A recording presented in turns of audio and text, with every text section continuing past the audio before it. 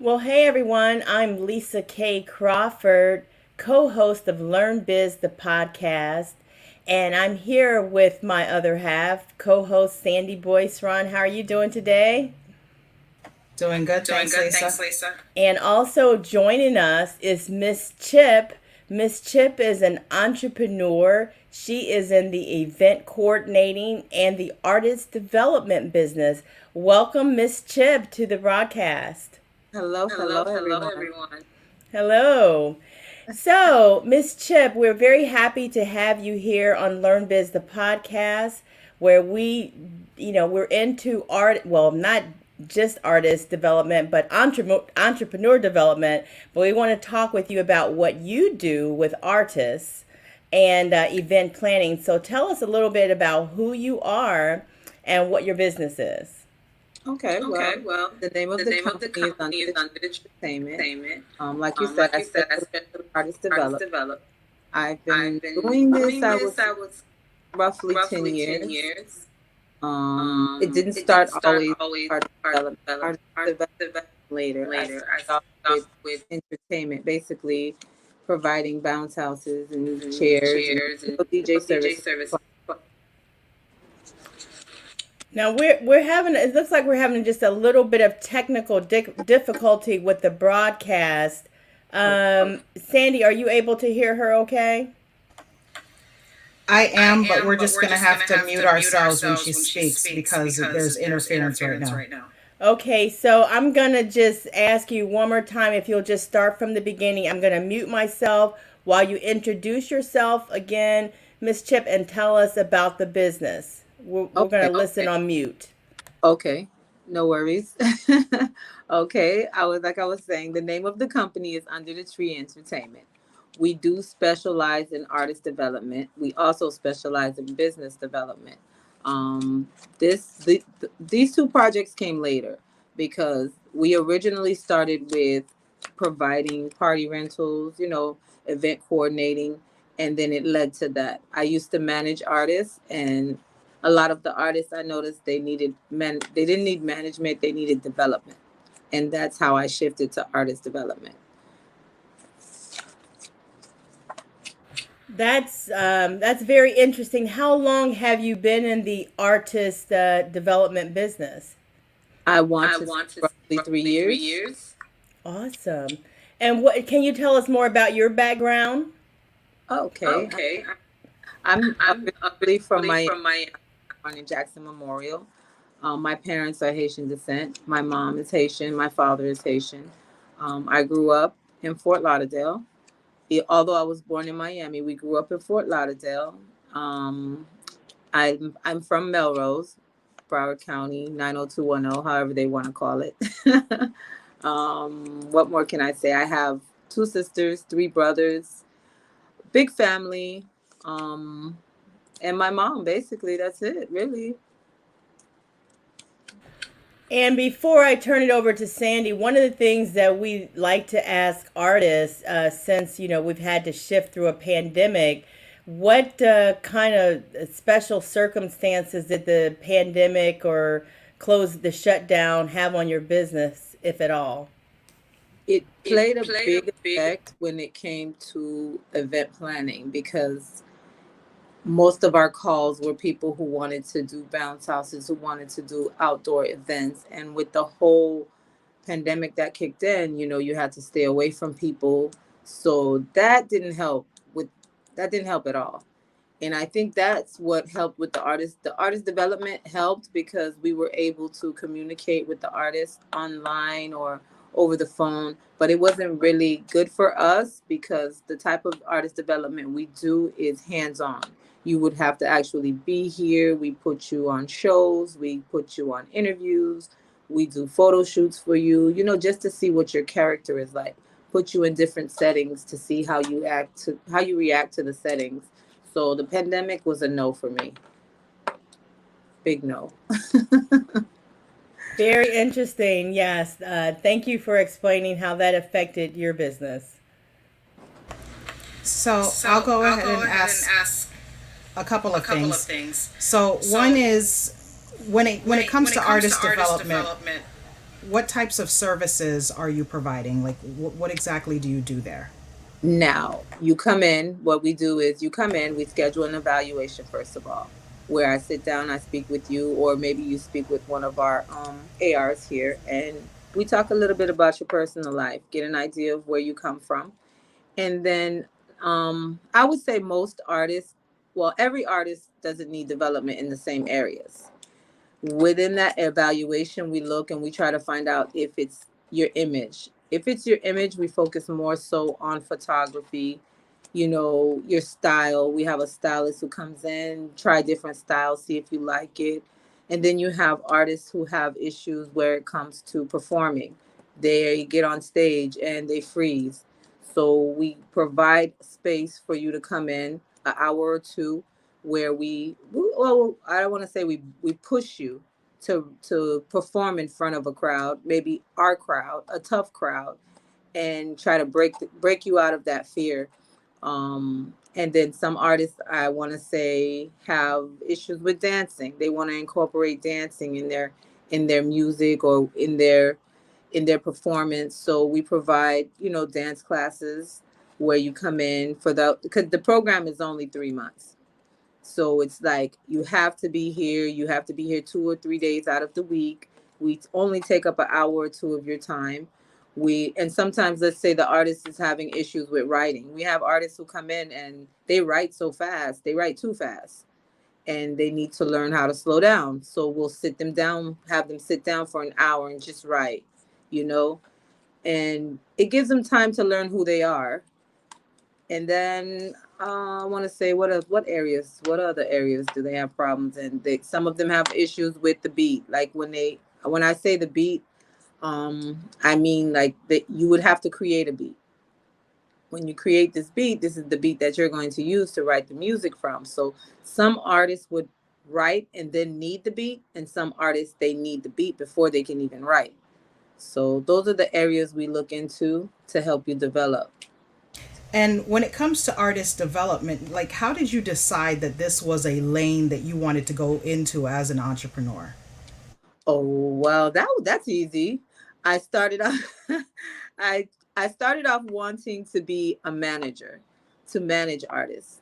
So when I found out what it took to manage an artist, I started managing artists, and I would manage an artist, and they would be, I don't want to say hard. I'll just say hard to deal with, hard to work with.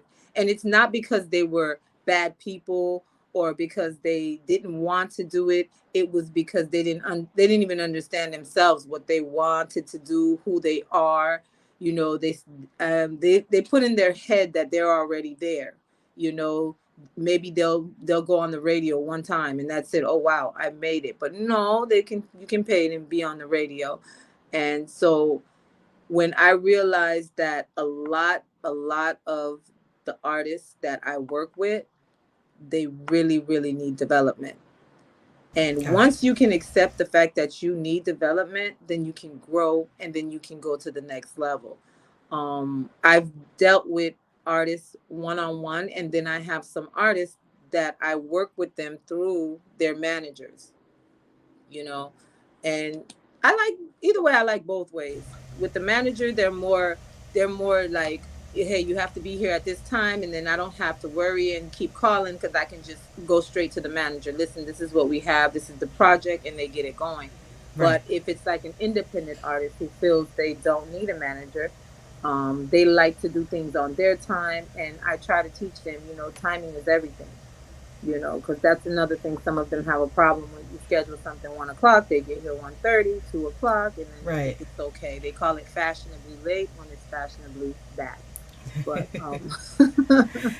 And how did you decide to match up event coordination with artist development? Because it seems like those are kind of like two different things, even though they're in the same industry in terms of entertainment, but two different things. How did you decide on that? okay, so this is what happened.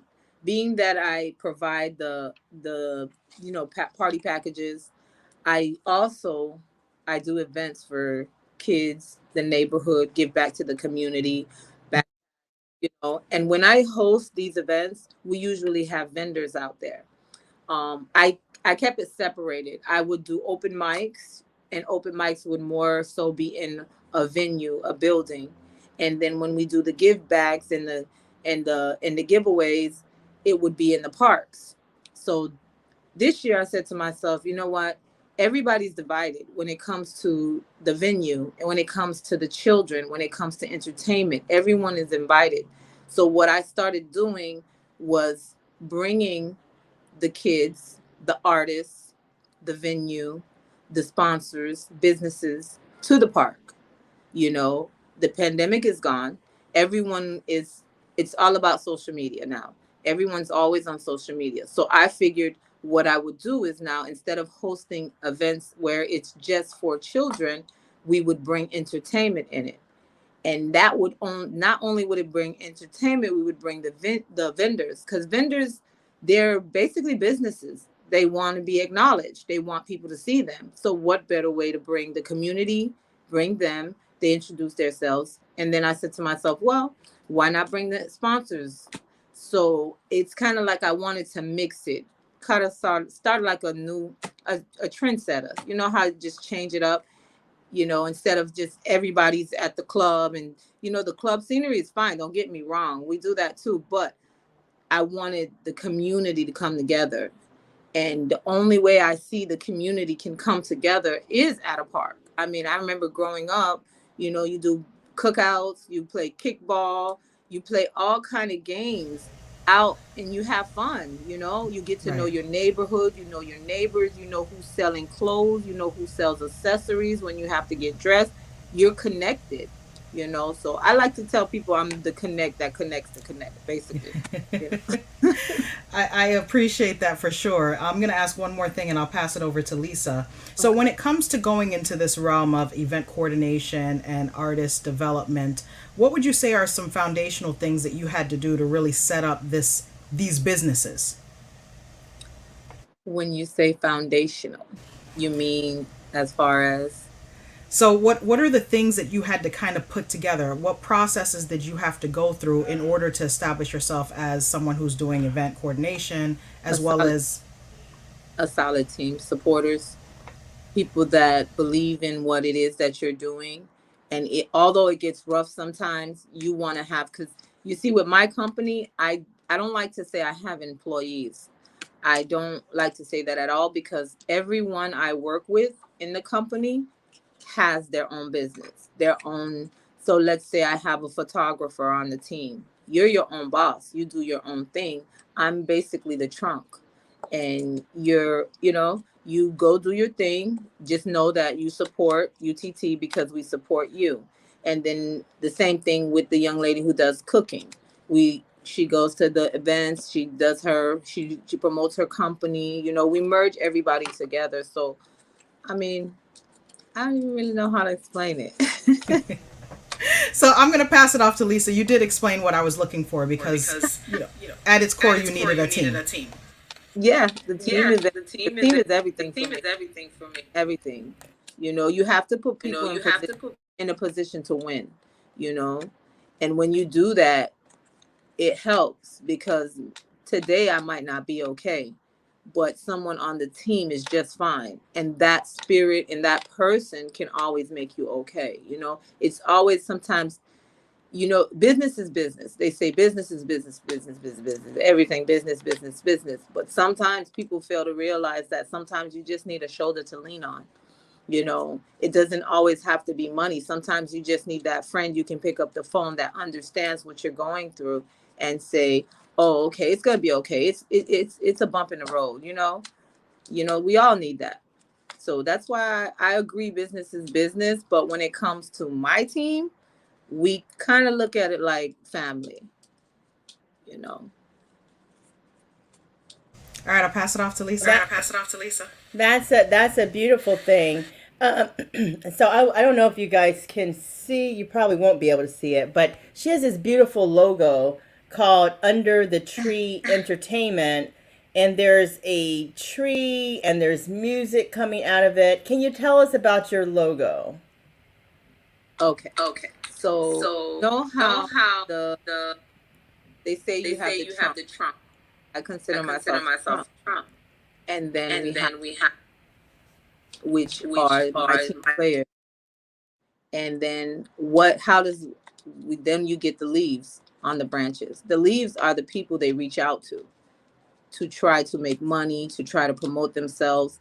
And then you get the fruit.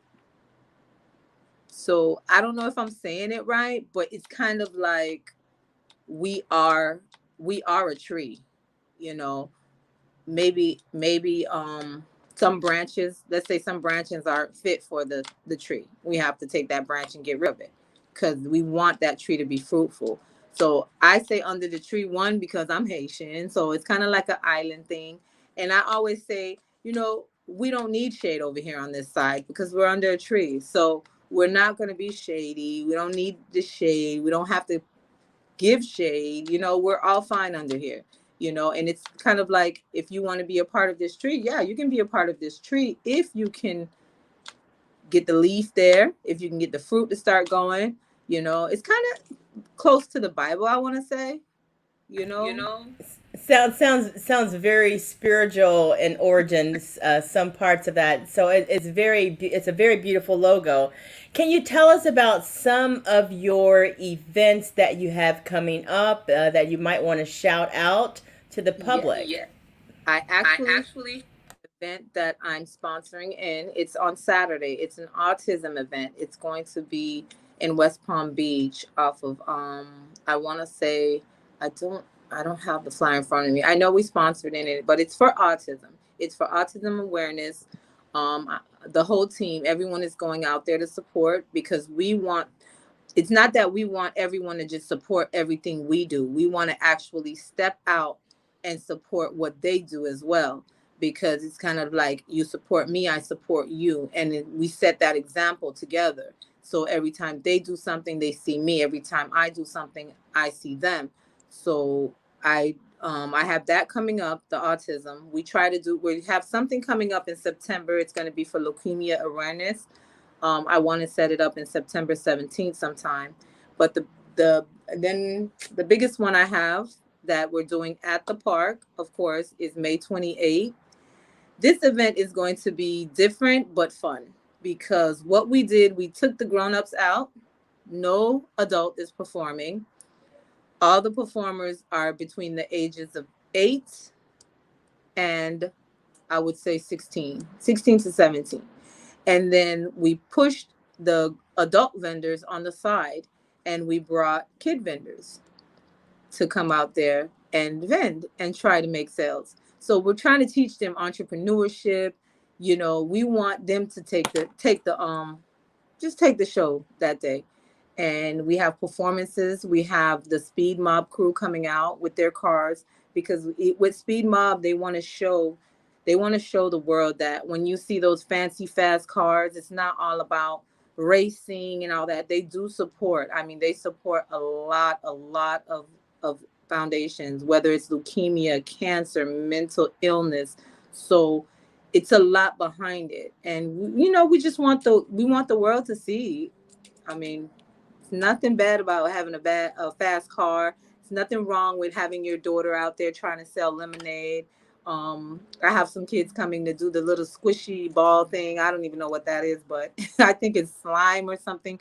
But you give them a chance to interact with the community, you know, instead of, because everybody wants to interact online. I want to sell my stuff online. I want to do this online. Everything's online. I'm over the online. Yeah, you're ready to get back out there in them streets, out there in them under I'm them ready. parks. Well, so that's great. So if people want to find out the calendar of events that you're promoting, is there a place where they can go and get that information? And how do they keep up with you as far as what's going on? I do have my Instagram page. I put everything there. The events, where we're going, find us, what's our next move, I have a little saying we say, what's popping under the tree. So you'll know what's popping under the tree every week, every day, if it's every night. So the Instagram is UTT Entertainment. If they want to go follow, they can go follow. I'm always available. You can always call me. You can always stop by our office, meet the crew. we're easy access. We don't have a website right now, but I do have someone that's working on the website for us. It's taking long because we have so much we do and they want to chop up everything in their own thing. Leave it to me. I'll just throw everything on one page. Here you go, pick out what you want to do. But hey, they say be professional, I'll be professional. I hear that. Well, we always like to have our entrepreneurs give some pearls and some gemstones. So I'm going to turn it back over to Sandy to solicit some of those gemstones from you. So we talk a lot about entrepreneurship and what it means and what the word entrepreneur means. When you hear those words, what does it mean to you? A fight. It's when I always tell people, look, if you want to be an entrepreneur, it's not easy. Only because if you can't stay stable and go hungry one day, then you can't be an entrepreneur. You have to go work for someone. Because when you say I'm an entrepreneur, it's the sacrifice you take when it comes to your personal life. Although you have so much going on, you know that this is what it's going to take for me to be that person I need to be. A lot of people say I'm an entrepreneur. No, you have to know that to be an entrepreneur, you have to struggle. You have to sacrifice. You have to you can't always look at it your way. You have to look at it someone else's way. You have to be humble. If you're not humble, there's no way you can be an entrepreneur, because the stuff you'll endure in the process, it can drive you crazy. It can drive you crazy or make you give up, either or, So I tell a lot of people when they come here and they say, oh, can you help me with my business, or can you help me with this? The first thing I say, do you work? How are you handling that? If you wake up right now and you can't get something to eat and you have no one to call on, are you going to be upset that day, or are you going to sit there and trying to figure out, where am I going to get this dollar from to buy something to eat? Some people give up and say, no, I'm not going to try anything. I'll just call everybody in the United States of America, try to grab a $5 or $10, but that's not entrepreneurship at the end of the day. I can definitely appreciate that response, because sometimes people see entrepreneurship as being fancy cars, big houses, a lot of money flying around. They got the money phone. Yeah. So Miss Chip, as we close out, tell us a little bit about, what you guys are planning for the future, because, with a business, we have the things that we're doing right now. We have the things that we have upcoming. But what do you see as the future of UTT Entertainment? In the future, I want to build an empire. No, let me correct myself. I am going to build an empire. Yes. And with that being said, we're actually in the process of getting a nonprofit organization going. Nice. We want to focus on going to schools, to DOP, dropout prevention, pick up those kids and be able to bring them to the studio with permission from their parents, show them how the studio operates. And you don't have to be always on the mic. You could be a producer, you can be an engineer, you could be a lighting person, you can be a dancer. There's so many things you can do. So I'm looking to start a foundation, which we already started it. It's Centerpiece Pro Foundation. So we're just waiting to get the paperwork good. So in the future, yes, you're going to see a lot of Centerpiece Pro Foundation coming to grab your kids out of school, bringing them to the studio, bringing them to dance class, bringing them where they need to be, keeping them out of the streets, because right now it's a lot of killing, and it's, I want to say, a lot of the young kids. And it's because they have so much time to themselves on the internet, bullying each other. But if we keep them busy with something they like, then we can actually make change. So, wow, Miss Chip, you have an amazing. Definitely Thank you, Miss Chip. I appreciate that too. I was going to say, amen, Miss Chip. Amen. Because I don't do interviews, I like to stay behind So I know when everybody find out that I did a interview, they're gonna say, "What?" But I thank you guys very much, very much. Um, it was nice. How can Thank folks you reach so you? much. Say it again. I'm sorry.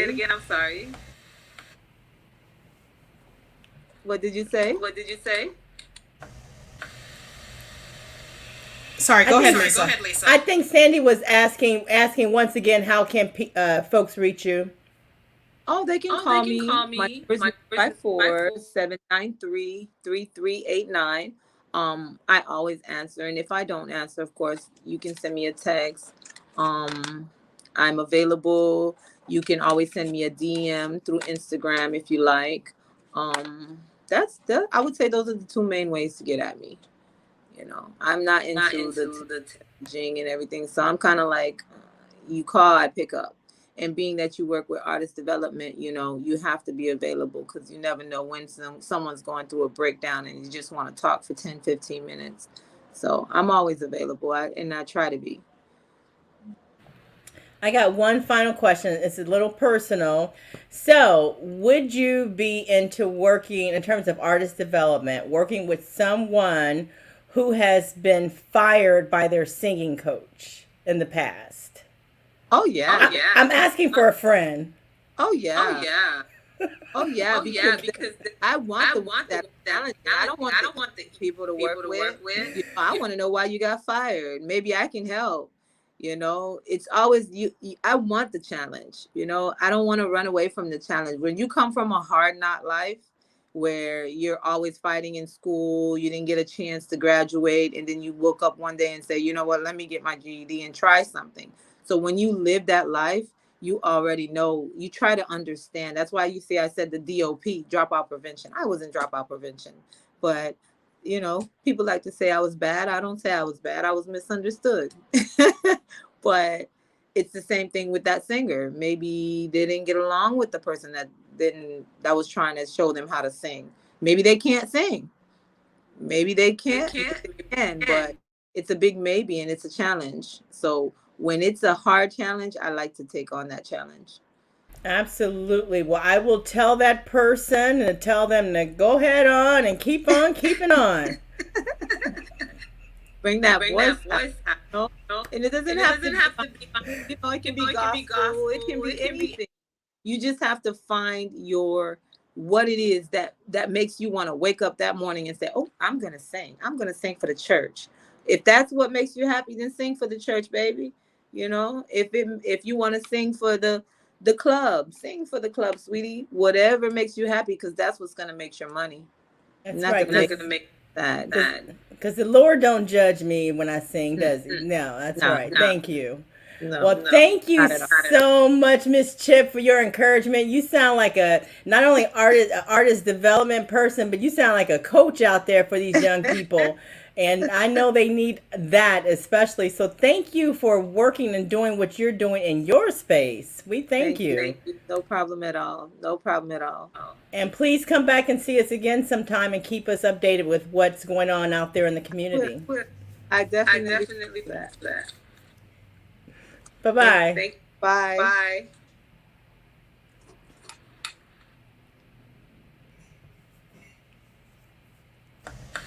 All right. That was nice. So